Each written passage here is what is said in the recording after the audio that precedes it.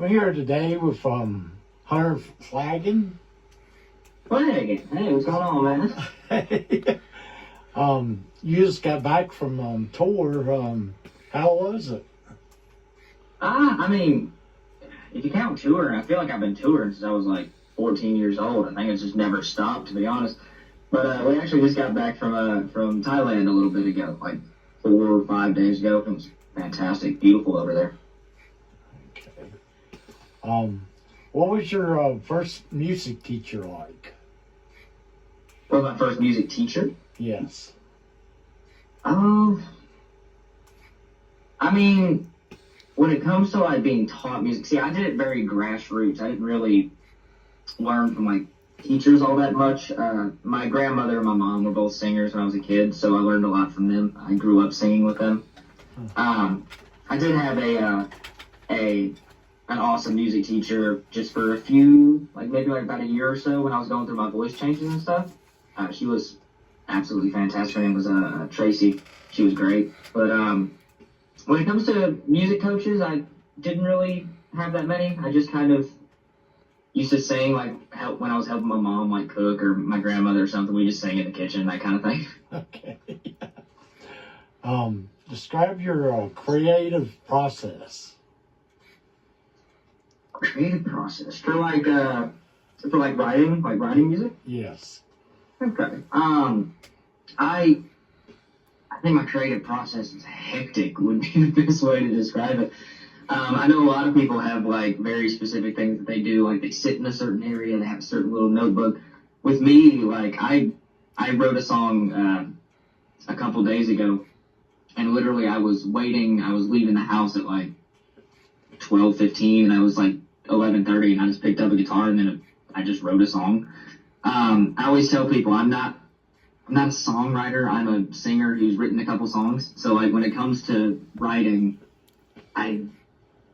it's just whenever there's a feeling that I need to write something, or I hear like a good line in my head or something like that, I sit down and I write something. But it could be weeks or months in between me writing songs. Like I wish I had a better process, like a more organized process, but it's just kind of whenever. Okay. Do you prefer listening to music or create it? That's a hard one. I think that's a really hard one. Like, I love both, like, honestly, but they're two very different feelings. Like, I love listening to music. Listening to music is the best way to get inspiration for doing new things. And I love music because I'm doing what I'm doing for a living. But I sit and I listen to music a whole lot. I love just like listening to records or something while I'm chilling around the house, or definitely on like drives to shows and stuff. And it's really good to be able to just sit, turn the brain off for a second, and kind of get a feel for how other artists are going about things. I love to create too. I love to create. I love to perform, but one is definitely more high energy and one is like a low energy thing. Like I love them both the same amount, but I can never like pick a favorite of the two. Okay. So you're like 50-50?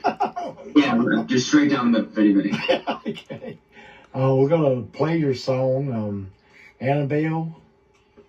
Yeah. I wrote this song a little bit ago. I've been in the studio recently, so hoping to get some more actual stuff out there here in the next couple months or so. But this is the last one that I actually got like recorded. I'm really proud of this song. I really like the songwriting of this one.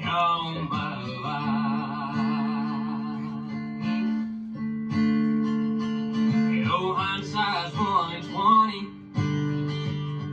It'll catch you like night. Women come and go, friends do too. There's only one woman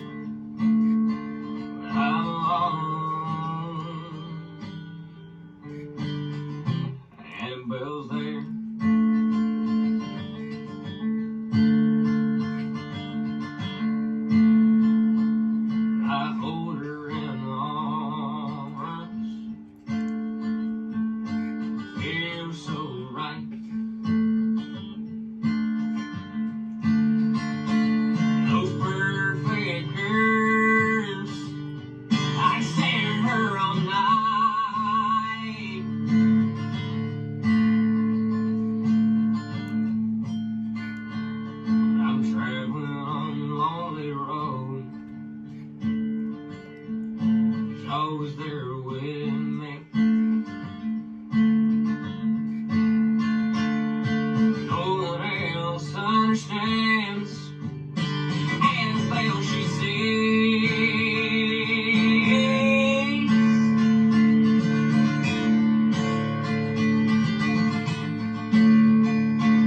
She's there on the stage, I heard my face, she always does her share. When she sings, you think the angels from up high in their wings.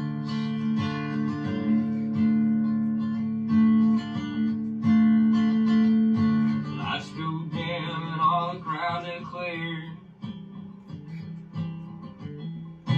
Annabelle's there.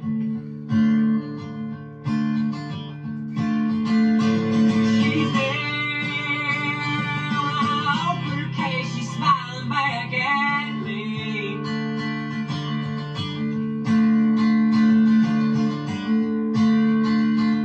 She's there.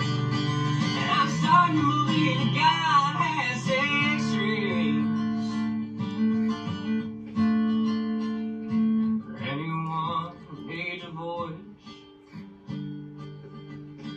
just a lonely soul like me.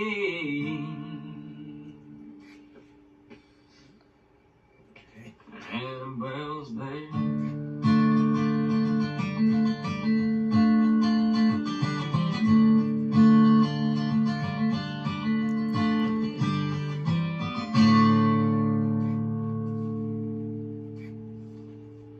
Okay. Is that a true life story or So the reason I'm super proud of that is that that was the first time I ever did a songwriting type thing where I tried to do like something more than just telling a story from beginning to end. And the cool thing I really like about that song is if you really listen to the lyrics, like it slowly becomes more obvious as the song goes on that I'm talking about my guitar. Like I'm not talking about like a woman or anything. Like Annabelle's like the name I gave my my Martin. So like I was really proud of that when I wrote it. And I still am. Like I haven't really listened to that song in a little bit, and it was nice just getting to hear the lyrics. yeah, it's kind of mellow.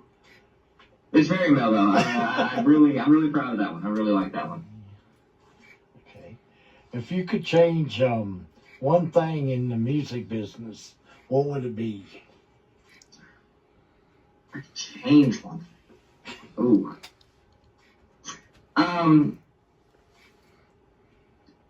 I'd say I would make it easier for people who are trying to do this like without record labels or without signing their life away. Like the people who are trying to do this just through social media and dedication. Like the amount of people that I know personally who don't have like a record label or anything like that. Like people like me that are like, I see people out there doing this every day. Like I know people that work just as hard or harder than I do. They're doing shows. They're doing 3, 4, 5 shows a week. They're releasing music. They're doing all of these things.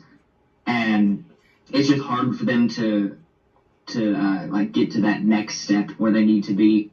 Because at a certain point, it's really hard to get higher up in the music industry without knowing like, without shaking the right hands or knowing the correct people. Because like there's a lot of like, I don't know, boys clubs or something in the music industry, for lack of a better term, where the same people, like people, if you know who to talk to, you can get into those rooms and have those conversations, but it's really hard for just someone that's just doing this. So if I could change anything, I would make it to where just the people that I know that are some of the hardest people, like the hardest working people that I've ever met, I would make it to where it's just a little easier for them to find their footing because, like, they deserve it. Okay. What's next for you? What's next for me? I don't know. We'll see. I mean, this year's gonna be a big year. I'm getting married in September, so we're doing a lot of wedding planning. So that's been a lot of fun. Congratulations. So much. It's so much all the time, but I'm really excited for that.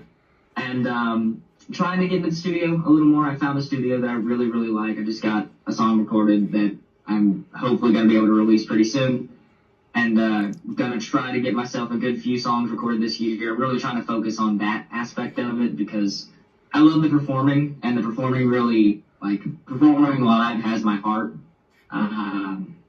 And I pushed off, like, I haven't really found, like, a studio that I've really, like, been, that has been, like, perfect for me and, like, exactly the type of sound that I want. I think I might have actually found one that has the same kind of vision for my music as I do, so hopefully we should be getting some new released and something that my fans will hopefully like this year. So I'm really hoping to get a lot done this year on the back end of things. I'm excited to get to it. Yeah, that's a good question there.